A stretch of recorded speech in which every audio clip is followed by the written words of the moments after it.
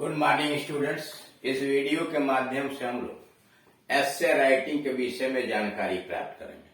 यहाँ एस्से राइटिंग का एक मॉडल प्रस्तुत किया गया है। एस्से राइटिंग स्किल्स के अंतर्गत आता है, जिसमें एस्से, रिपोर्ट राइटिंग और आर्टिकल राइटिंग होता है। एस्से यानी डिस्क्रिप्टिव पैराग्राफ, रिपोर्ट और आर्टिकल राइटिंग, इन दोनों में से कोई एक करना होता है। हाई स्कूल में 6 अंक का होता है, इंटरमीडिएट में 10 अंक का होता है। अंक के दृष्टिकोण से भी यह अत्यधिक महत्व है और इसके लिए एक ही तरीका है कि हम अधिक से अधिक अभ्यास करें। जितना ही अधिक हम लेखों को पढ़ेंगे, वीडियोस देखेंगे और उसके आधार पर अपने विचारों को सम्मिलित करते हुए उसी विषय वस्तु पर हम खुद भी अगर निबंध लिखेंगे तो धीरे धीरे प्रैक्टिस के द्वारा हम कुशल होते चले जाएंगे और भविष्य में दिए गए किसी भी विषय वस्तु पर जिसके विषय में हमको जानकारी है, हम एक अच्छा लेख लिख सकते हैं, अच्छे निबंधकार एसेइस्ट बन सकते हैं। यहाँ उसका एक मॉडल प्रस्तुत किया गया है। डिस्क्रिप्टिव पैराग्राफ, नेशनल इंटीग्रेशन, राष्ट्रीय अखंडता, राष्ट्रीय एकता, राष्ट्रीय अखंडता, the need of the hour, समय की मांग, यानी राष्ट्रीय अखंडता, राष्ट्रीय एकता, समय की मांग। आउटलाइन दिया गया है, रूपरेखा।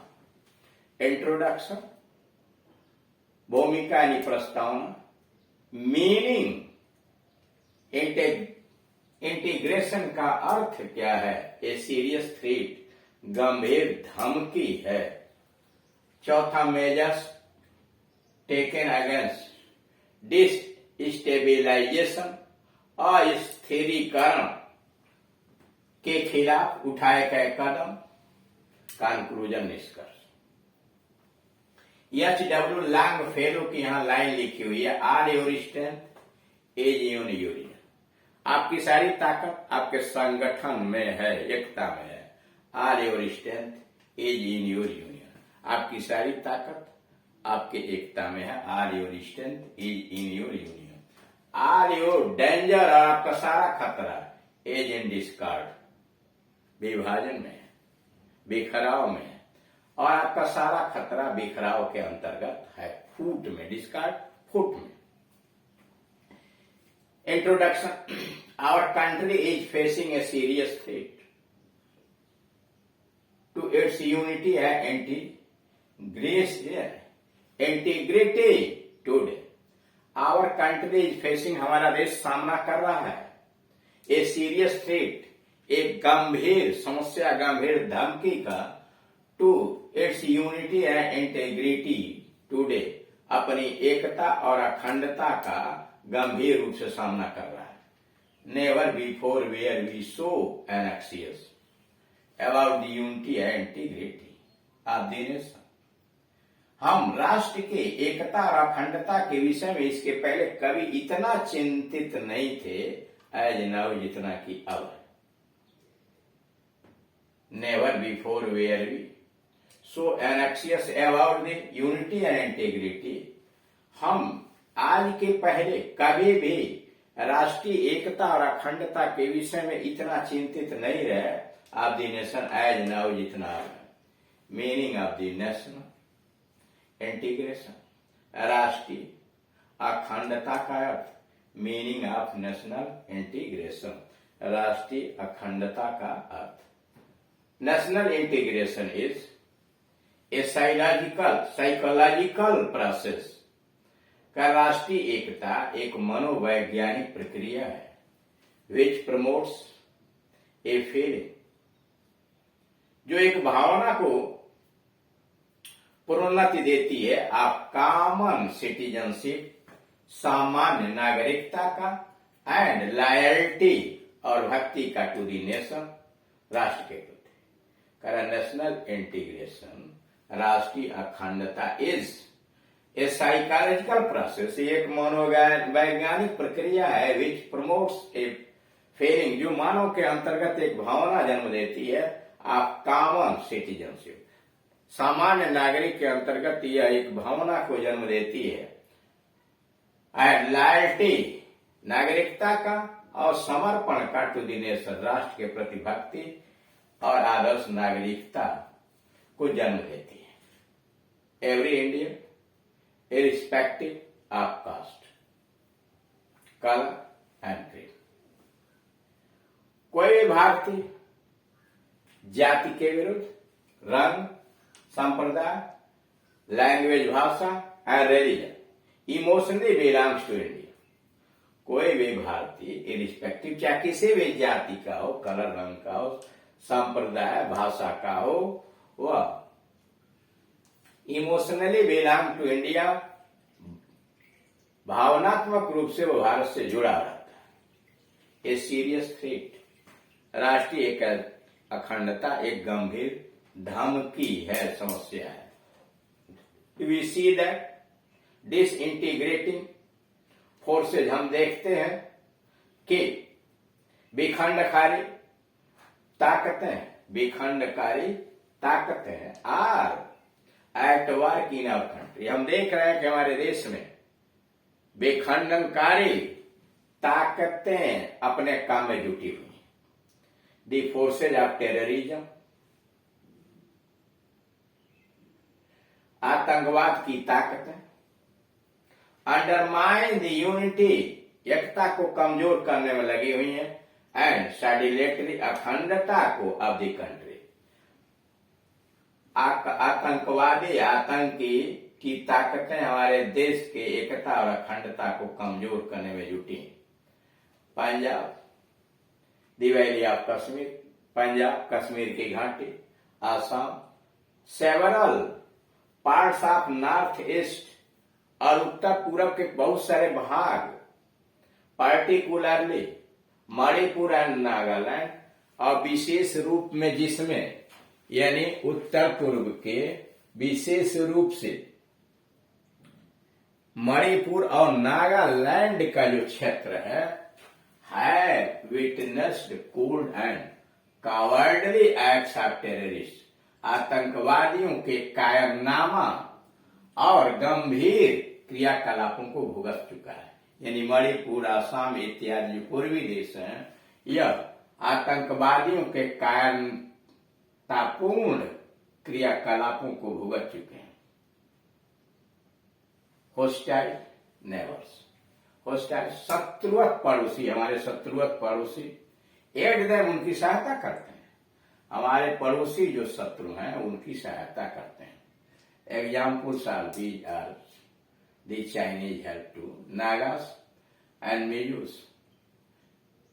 उदाहरण के लिए चाइना जो है नागालैंड में और मिजोरम में सहायता प्रदान करता है, and Pakistani help to Sikhs and Kashmiri Muslim, और पाकिस्तान सिखों की और कश्मीर के मुसलमानों की सहायता करता है। Measures taken against destabilisation, अस्थिरीकरण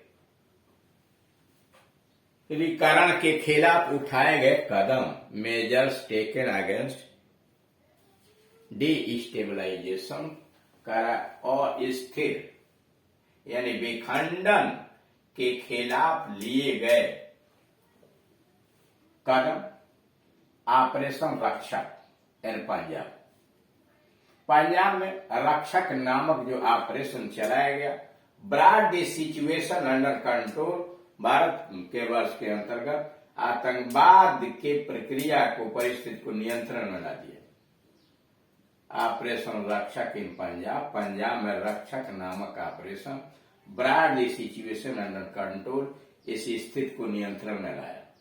now the popular government in Punjab, अब पंजाब में जो प्रचलित सरकार है minimise the danger of terrorism, आतंकवाद की घटना को कम कर दिया। There is a war by proxy, अब छद्म युद्ध चल रहा है between India and Pakistan in the Kashmir area. अब कश्मीर के क्षेत्र में भारत और पाकिस्तान के बीच छद्म युद्ध चल रहा है। सेवरल टाइम्स, कई बार, Indian army had been called out to drive out terrorists from the parts of the valley। Several times, कई बार Indian army had been called, भारतीय फौज को बुलाया गया है, called out to drive out terrorist from the parts of valley, घाटी के इन क्षेत्रों से आतंकवादियों को खदेड़ने के लिए भारतीय सेना बुलाई गई है।